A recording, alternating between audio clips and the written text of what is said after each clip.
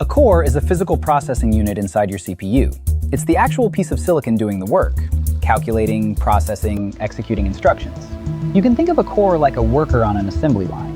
One core can handle one task at a time. If you have 4 cores, you can handle 4 tasks simultaneously. More cores means more work happening in parallel. Early CPUs had 1 core, and the way we made them faster was just by pushing clock speeds higher. That's how fast a core runs, measured in gigahertz. But pushing it higher means more heat in the same tiny piece of silicon. Eventually, that approach hit a wall. So instead of making 1 core faster, manufacturers added more cores. A thread is basically a stream of instructions, just a piece of work the CPU can run. It's not physical like a core. If cores are workers, threads are the job orders. A core usually focuses on one at a time, and there are a lot of them. Your browser, your music, the operating system, everything is running threads at once. The CPU just bounces between them, handing out tiny slices of time so they all make progress. Whether more cores help depends on the task. Some tasks are just inherently sequential. One step has to finish before the next can start. Think of following a recipe. You can't frost a cake before it's baked. It doesn't matter how many people you have in the kitchen. Some steps only happen one at a time. That's why some older games or programs still feel slow on modern CPUs. They mostly use 1 core, so the extra cores just sit there. Other workloads split cleanly. Video rendering is a good example. Each frame is independent, so different cores can work at the same time. That's where more cores actually help. But even then, the cores aren't busy all the time. This is where threads start to matter.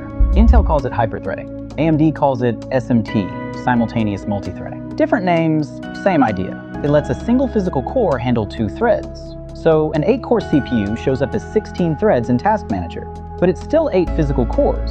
Nothing new was added. The trick is that a core isn't busy all the time. A lot of the time it's waiting for data from memory or for another part of the pipeline to finish. SMT uses those gaps. While one thread is stalled, the core can make progress on another one. You're not doubling performance. You're just wasting less time. That's why hyperthreading usually gives you something like a 20 to 30% boost. Helpful, but nowhere near 2 cores. Manufacturers took that idea further. Starting around 2021, CPUs began shipping with 2 different kinds of cores. Performance cores, called P cores, and efficiency cores, called E cores. P cores are the big, fast ones. They handle the heavy stuff: gaming, video editing, anything that needs high single-core speed. They usually support hyperthreading, so 1 P core shows up as 2 threads. E cores are smaller and slower, but much more power efficient. They're meant for background work, updates, music, system tasks. Most of them don't use hyperthreading. 1 E core is 1 thread. The goal is efficiency. You don't need a high-performance core just to check email or play music. Save the P cores for work that actually benefits from them.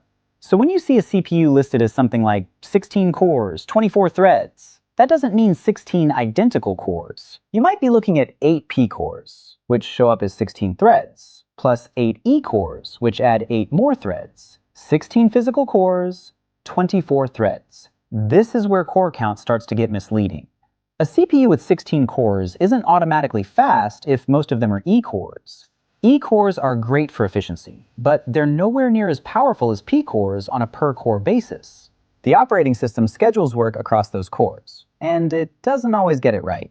Sometimes a game ends up on E cores and feels sluggish, or background tasks hog P cores. It's improved a lot, but it's not perfect. And this is why you can't compare CPUs by core count alone anymore. A chip with fewer P cores can outperform one with more total cores, depending on the workload. Core count is only part of the picture. An 8-core CPU from 2015 isn't the same as an 8-core CPU today, even if the numbers match. Even within those limits, clock speed still matters. Faster cores can get through more work every second, but modern CPUs also get more done per cycle and spend less time stalled on memory. Cache plays a big role there. It's fast memory right next to the cores that keeps them working instead of waiting. That's another reason high-performance cores tend to pull ahead in demanding workloads. The confusing part is how this shows up in practice. Task Manager shows CPU usage per thread, not per core.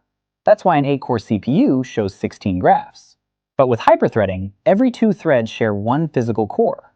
Once that core is busy, the second thread doesn't add much. So you can see plenty of unused CPU on screen, while the cores that matter are already maxed out. So when does hyperthreading actually help? And when does it get in the way? Hyperthreading is about efficiency. It helps when a workload can make use of that extra scheduling, when there's waiting time to fill. In workloads that care about overall throughput, that's usually a win. You get more total work done. But some workloads care less about throughput and more about consistency, tight timing, predictable frame pacing. That's why in some games, especially competitive ones, disabling hyperthreading can sometimes improve frame stability. Each main thread gets a full physical core without sharing resources. Other games don't benefit at all, and some actually lose performance. So there's no universal answer. It depends on the workload, the engine, and the CPU. For most people, leaving hyperthreading on is the right choice. But if you're chasing consistency over raw numbers, it's one of the few settings where testing both ways can make sense. There's another abstraction in this stack: virtual cores.